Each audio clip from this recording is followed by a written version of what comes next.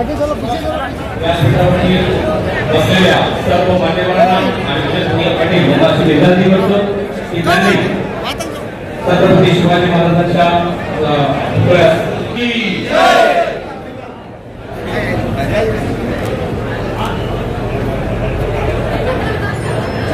शिवाजी महाराज की जय। सर्व मान्यवरांना विनंती आहे की त्यांनी आपापल्या जागेवर बसून घ्यायचे आहे। हॉलमध्ये उपस्थित असलेल्या सर्व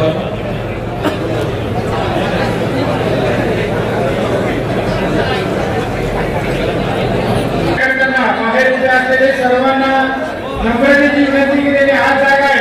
आज जागेवर बसून घ्यायचे सर्वांनी। अवघ्या थोड्या वेळात या ठिकाणी कार्यक्रमाला सुरुवात होणार आहे। बाहेर असलेली मंडळींना विनंती की त्यांनी आत मध्ये बसायचे।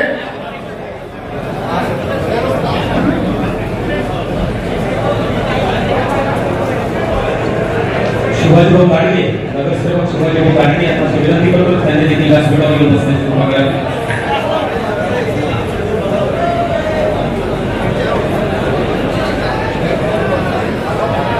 साजरे करतो परंतु आग्र्यामध्ये लाल किल्ल्यामध्ये सलग दुसऱ्यांदा शिवजन्मोत्सव सोहळा आणि तो दैनिक पद्धतीने साजरा करणे आणि यशस्वीपणे पार पाडणे हा कार्यक्रम आदरणीय विनोद भैया पाटील आणि त्यांच्या पूर्ण टीमने या ठिकाणी पार पाडलेला आहे।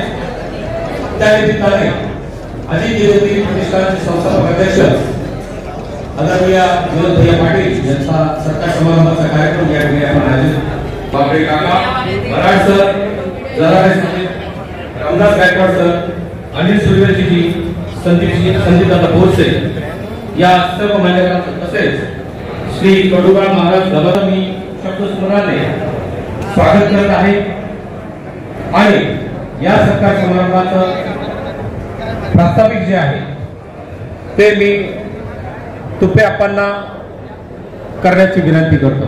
आदरणीय तुपे अप्पांना मी या ठिकाणी आमंत्रित करतो की त्यांनी एकत्रित या कार्यक्रमाचं प्रास्ताविक मांडावं। आदरणीय तुपे अप्पा वेताळ काका नगरसेवक विराटे साहेब विधितज्ञ मुळे साहेब आणि या कार्यक्रमाचे मुख्य संयोजक आणि ज्यांच्या संकल्पनेतून हा कार्यक्रम या ठिकाणी आज अत्यंत उत्तमरित्या असे पार पडत आहे ते अभिजितमध्ये उपस्थित असलेले सर्व शिवप्रेमी संभाजीनगर जिल्हा व शहरातून आलेले सर्व नागरिक बंधू आणि भगिनींनो, आज आपण या ठिकाणी विनोद भाईंच्या सत्कारासाठी एकत्र जमलेलो आहोत।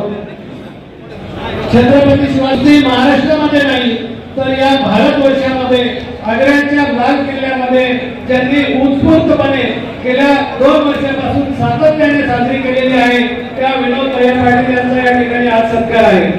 खरं तर विनोद भैया पाटील हे असं व्यक्तिमत्व आहे ज्याच्यामध्ये युक्ती भक्ती शक्ती आणि नीती या सर्वांचा संगम आपल्याला पाहायला मिळतो।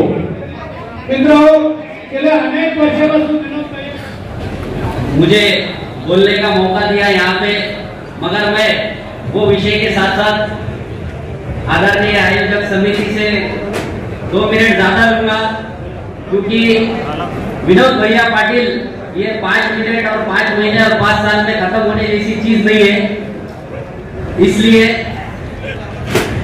आज जो शिव जयंती हमको मालूम पड़ी, मतलब मैं तो 17-18 साल से आदरणीय विनोद भैया पाटिल इनके नेतृत्व में अभिजीत भैया देशमुख हम पक्ष से या समाज कार्य के माध्यम से जुड़े हुए, मगर आज से 7-8 साल पहले जो हकीकत है मैं वो बयान कर रहा हूँ, जो हकीकत है वही बयान कर रहा हूँ। 7-8 साल पहले जब हम शिव जयंती जो तिथि अनुसार है ये हम जब मनाने के लिए अभिवादन करने के लिए क्रांति चौक छत्रपति शिवाजी महाराज के पुतले पे जाते थे तो जो हकीकत है वो लोग सिर्फ 100-200 लोग वहां पे रहते थे। ये बात आपको भी मालूम होगी और सबको मालूम है।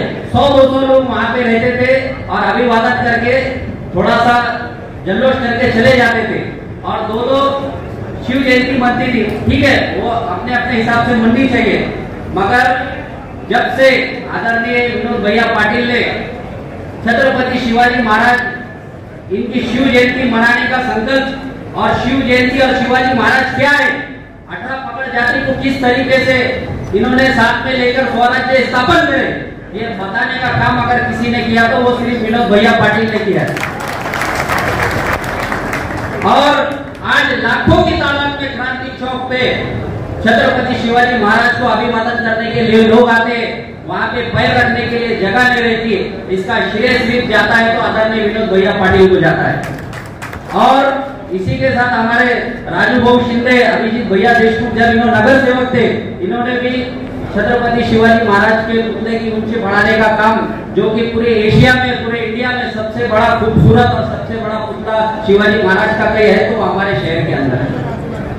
दूसरी, आज आगरा में जो शिव जयंती भैया ने मनाया, जिनका सत्कार यहाँ पे रखा गया है, मैं उसका साक्षी हूँ। विनोद भैया पाटिल आज बड़े बड़े उद्योगपति महाराष्ट्र में और इस शहर के अंदर अपने समाज के, मराठा समाज के लोग हैं, मगर इतना बड़ा दिल और इतनी बड़ी ताकत अगर किसी में है तो वो विनोद भैया पाटिल में है। और छत्रपति शिवाजी महाराज की जयंती मनाने के लिए मैं उनकी तुलना उससे भी ज्यादा है, धीरू भाई अंबानी की अगर अपनी शादी में किसी को बुलाते हैं तो वो ट्रैवल से, प्लेन से बुलाते हैं, उससे भी आगे बढ़कर आदरणीय विनोद भैया पाटिल ने 200 लोगों को प्लेन से लेके गया, जिन्होंने कभी प्लेन नहीं देखा उन्होंने प्लेन से छत्रपति शिवाजी महाराज की जयंती वहां मनाने के लिए लेके गए। खाली लेके पाटिल के अंदर है और खाली छत्रपति शिवाजी महाराज की जयंती और इतर दूसरे काम नहीं।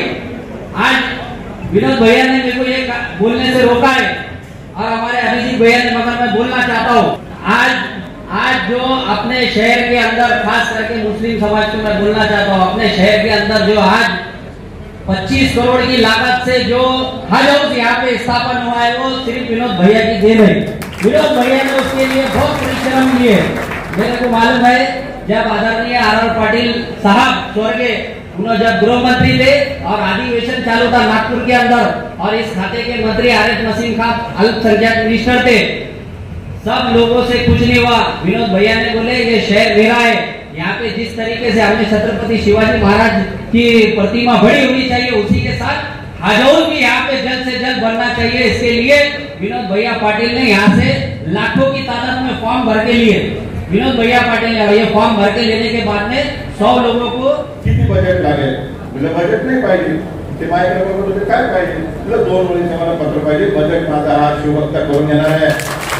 सरकारचा आम्ही हृदय विकू, डोळे विकू, शिवजयंती साजरी करू, छत्रपती शिवाजी महाराज जयंती करा, आम्हाला बजेट बिजेट लागत नसतं।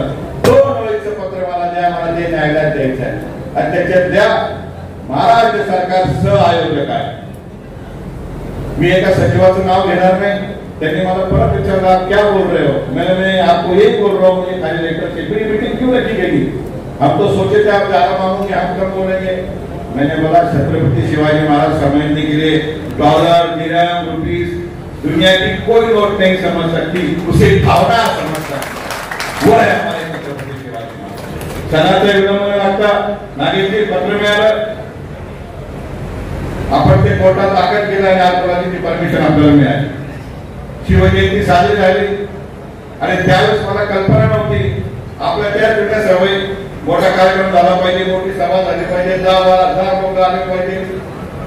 गेलो आपण जोरजोरात, मग रावसाहेब दानवे साहेबांची भेट घेतली, त्यांना विनंती केली, दादा ट्रेन पाहिजे नामात्र जनावर, ते म्हणजे काय पाहिजे, म्हणजे आल्यावर शिवजयंती आल्या, ठीक आहे दादा म्हणे पत्र द्या, आम्ही पत्र दिलं, तर देशपांडे साहेब त्यांचे अधिकारी होते, त्यांनी ट्रेन केली।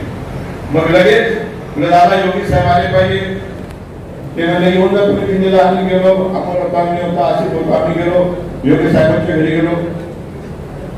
तुम्हाला मी सांगतो 13 गाड्यांचा ताफा योगी साहेबांनी एअरपोर्टून दिला, शिवजयंती के लिए लोग आ रहे हैं महाराष्ट्र से। आणि मी सांगतो योगी साहेबांनी याला 5 मिनिटे वेळ होता मंगळातून, तेवी सुरेश त्यांच्या घरच्या शिपाईने चहा विचारले, अंगावर चहा टाकायची वेळ होती, मला कळलंच नाही।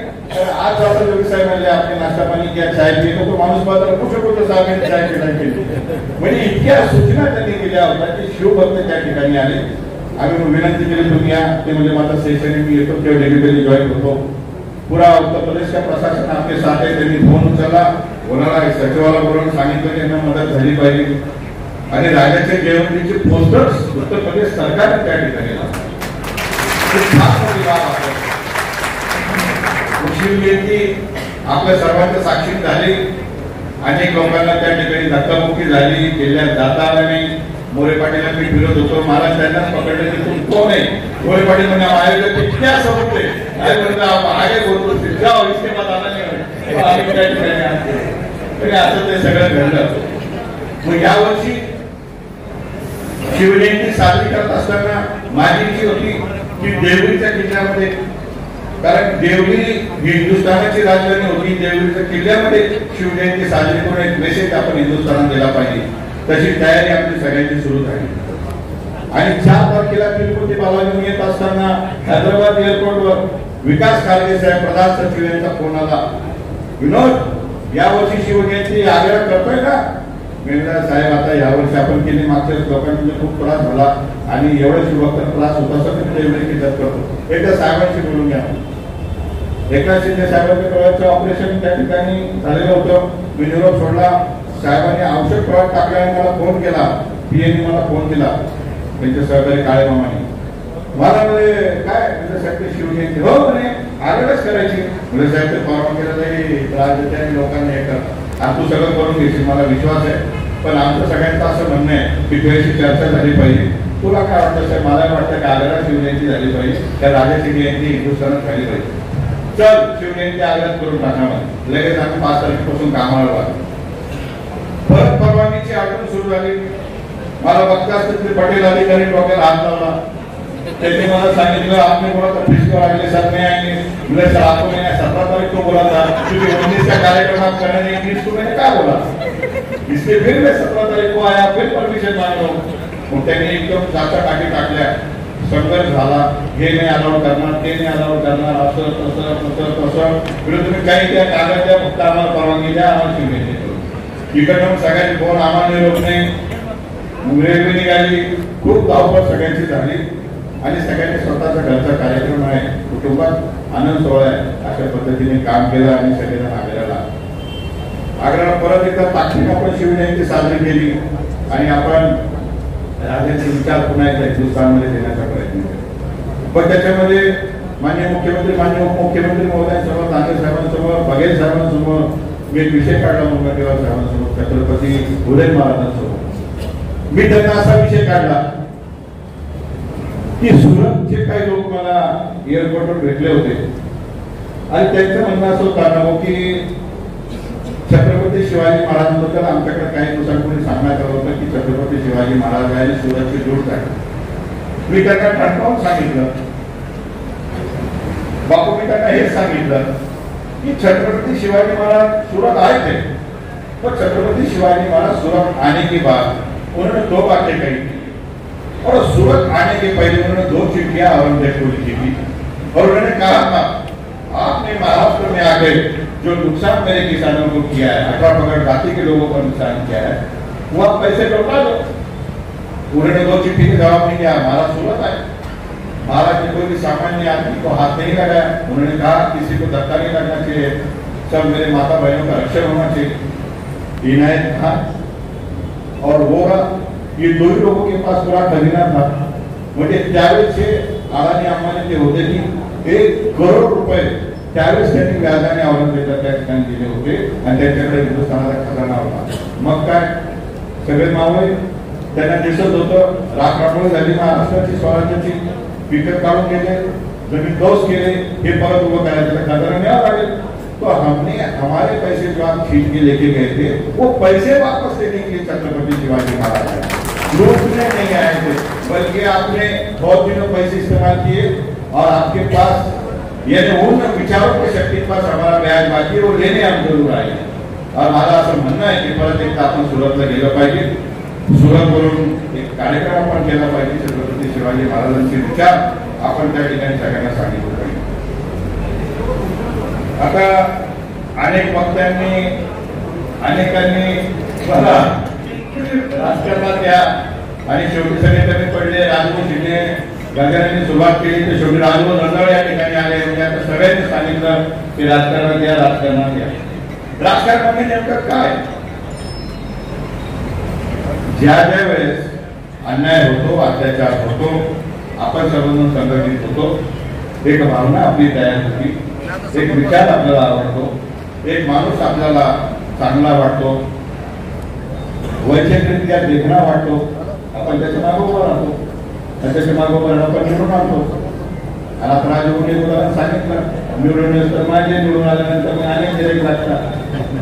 का ज्याला धंदा करायचा त्यांना गिराईक लागते, पण मला राजू आपण सेवा करायची, आपलं सेवक म्हणजे आपण सेवा करू. तुम्ही एमआयचा उल्लेख केला की एमआय म्हणजे असं आठवा तुम्ही ज्या पक्षात होते, आपण दोघंच गेलो होतो एमआयच्या नगरसेवकांना भेटायला. सन्माननीय आपले बंधू आम्हाला दानवे साहेब त्या ठिकाणी होते, त्यांना मतं मागायला. त्यांनी गुप्त मतं पण दिली आपल्याला. तेव्हा एमआयसी मध्ये त्यावेळेस शिवसेना घेऊन टाकलेली आहे. त्यामुळे शिवसेना त्या एमआयसी शिवसेनेची हात मिळवली आहे. एकत्र येते लोक, फक्त नावाला एमआय नव्हती. मग आता असं देखील संशोधन केले पाहिजे. कार्यक्षम असलेले जिल्ह्याचे 4-5 वेळेस खासदार यांना पाडण्यामध्ये एमआय मध्ये शिवसेने करून पाडलं होतं का? हा देखील पक्ष त्या ठिकाणी उपस्थित झाला पाहिजे. त्याच्या भाग आहे. मला चांगला आठवतो स्वर्गीय आरत पाटील साहेबांनी आबांनी माझा हातात हात घेतला होता. राजेंद्र दौडा साहेब उपस्थित होते सुभेदारी गेस्ट हाऊस मध्ये, आणि आपण मला सांगितलं होतं निवडून त्याला जिल्हा परिषद सदस्य कोणी केलं?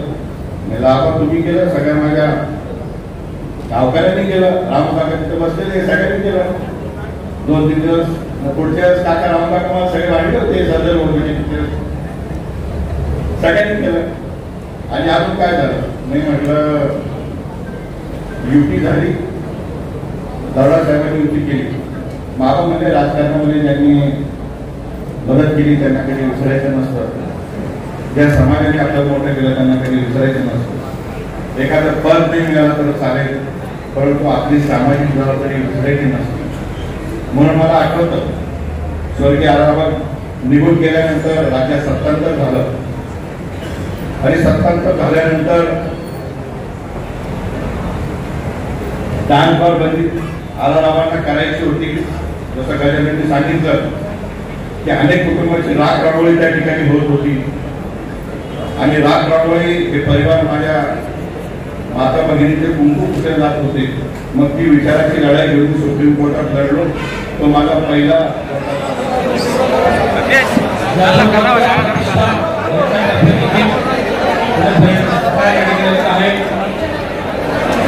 सर्वांना संधी मिळेल सरकारची गर्दी करू नका. एक ठिकाणी जागा द्या.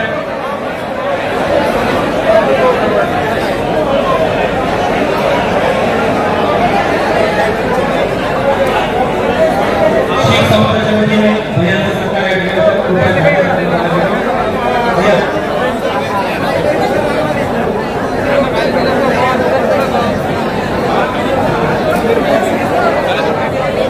कृपया नवीन लोकांना सरकारच्या सोबत झाली बाजूला सरकार, जेणेकरून कशाला जागा होईल, बाकीच्यांना सरकार भेटेल. सोबत झाली कृपया बाजूला सरकार. विनंती आहे सगळ्यांना, ज्यांनी सरकार केला असेल त्यांनी बाजूला सरकार. सर्वांना संधी मिळू द्या.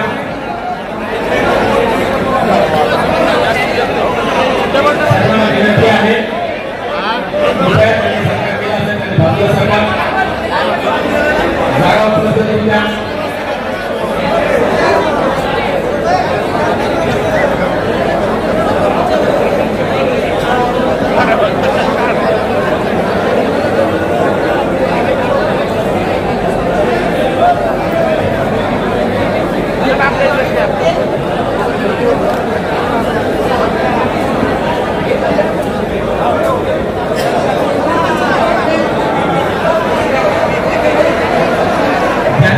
केला असेल त्यांनी कृपया या हॉलच्या खाली जेवणाची व्यवस्था केली आहे. ज्यांनी सरकार केले असतील त्यांनी कृपया जेवून